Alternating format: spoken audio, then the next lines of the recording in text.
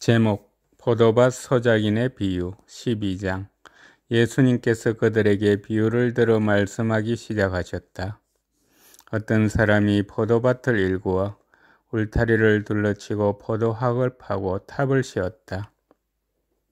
그리고 소작인들에게 내주고 멀리 떠났다. 포도철이 되자 그는 소작인들에게 종 하나를 보내어 소작인들에게서 포도밭 소출의 얼마를 받아오라고 하였다.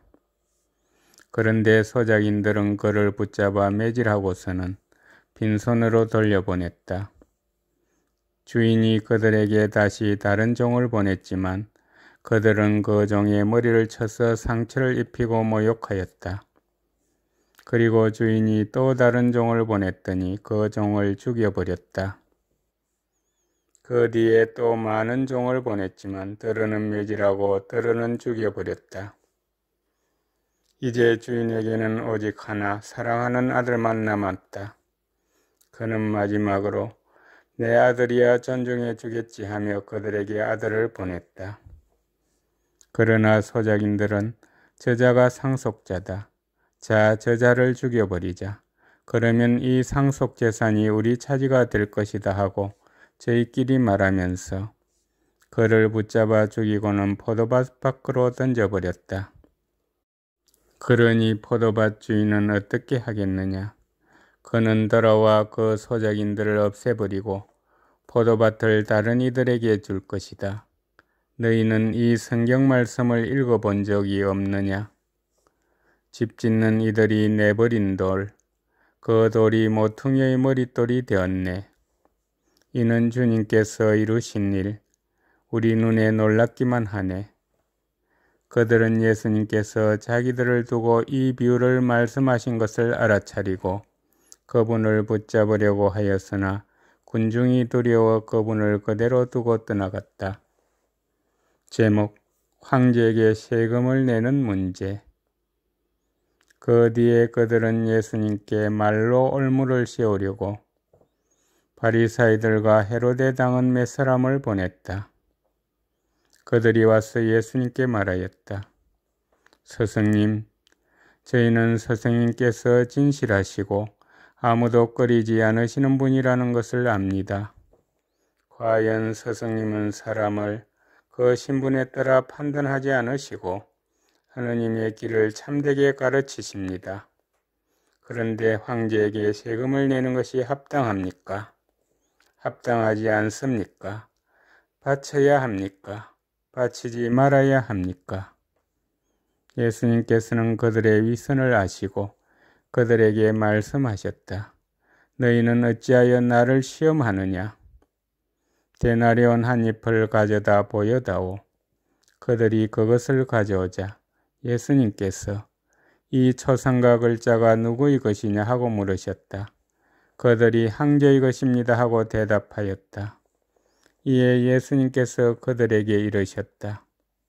황제의 것은 황제에게 돌려주고 하느님의 것은 하느님께 돌려드려라. 그들은 예수님께 매우 감탄하였다. 제목 부활 논쟁. 부활이 없다고 주장하는 사두가이들이 예수님께 와서 물었다. 스승님, 모세는 어떤 사람의 형제가 자식 없이 아내만 두고 죽으면 그 사람이 죽은 이의 아내를 맞아들여 형제의 후사를 일으켜 줘야 한다고 저희를 위하여 기록해 놓았습니다. 그런데 7 형제가 있었습니다. 마지가 아내를 맞아들였는데 후사를 남기지 못하고 죽었습니다. 그래서 둘째가 그 여자를 맞아들였지만 후사를 두지 못한 채 죽었고 셋째도 그러하였습니다. 이렇게 7이 모두 후사를 남기지 못하였습니다. 맨 마지막으로 그 부인도 죽었습니다. 그러면 그들이 다시 살아나는 부활 때 그 여자는 그들 가운데 누구의 아내가 되겠습니까? 7이 다 그 여자를 아내로 맞아들였으니 말입니다. 예수님께서 그들에게 이르셨다. 너희가 성경도 모르고 하느님의 능력도 모르니까 그렇게 잘못 생각하는 것이 아니냐. 사람들이 죽은 이들 가운데서 다시 살아날 때에는 장가드는 일도 시집가는 일도 없이 하늘에 있는 천사들과 같아진다. 그리고 죽은 이들이 되살아난다는 사실에 관해서는 모세의 책에 있는 떨기나무 대목에서 하느님께서 모세에게 어떻게 말씀하셨는지 읽어보지 않았느냐? 나는 아브라함의 하느님, 이삭의 하느님, 야곱의 하느님이다 하고 말씀하셨다. 그분께서는 죽은 이들의 하느님이 아니라 산 이들의 하느님이시다. 너희는 크게 잘못 생각하는 것이다. 제목, 가장 큰 계명. 율법학자 한 사람이 이렇게 그들이 토론하는 것을 듣고 있다가 예수님께서 대답을 잘 하시는 것을 보고 그분께 다가와 모든 계명 가운데서 첫째 가는 계명은 무엇입니까? 하고 물었다. 예수님께서 대답하셨다. 주 우리 하느님은 한 분이신 주님이시다. 그러므로 너는 마음을 다하고 목숨을 다하고 정신을 다하고 힘을 다하여 주 너의 하느님을 사랑해야 한다. 둘째는 이것이다. 내 이웃을 너 자신처럼 사랑해야 한다. 이보다 더 큰 계명은 없다. 그러자 율법학자가 예수님께 말하였다. 훌륭하십니다, 스승님. 그분은 한 분뿐이시고 그 밖에 다른 이가 없다 하시니 과연 옳은 말씀이십니다. 또 마음을 다하고 생각을 다하고 힘을 다하여 그분을 사랑하는 것과 이웃을 자기 자신처럼 사랑하는 것이 모든 번제물과 희생제물보다 낫습니다. 예수님께서는 그가 슬기롭게 대답하는 것을 보시고 그에게 너는 하느님의 나라에서 멀리 있지 않다고 이르셨다.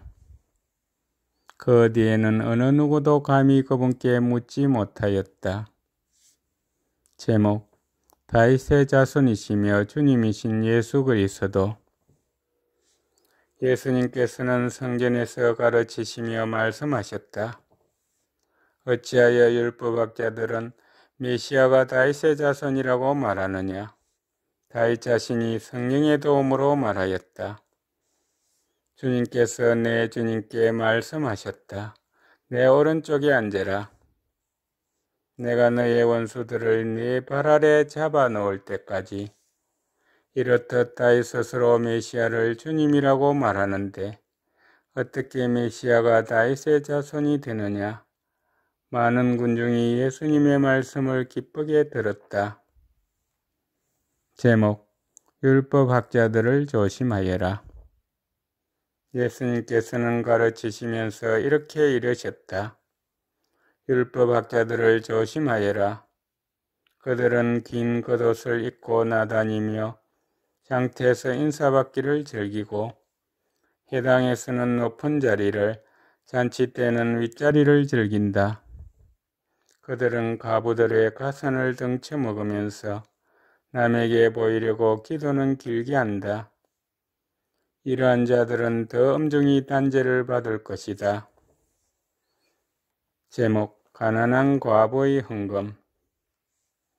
예수님께서 헌금함 맞은쪽에 앉으시어 사람들이 헌금함에 돈을 넣는 모습을 보고 계셨다. 많은 부자들이 큰 돈을 넣었다. 그런데 가난한 과부 한 사람이 와서 랩톤 2잎을 넣었다. 그것은 카드란스 한 잎인 셈이다.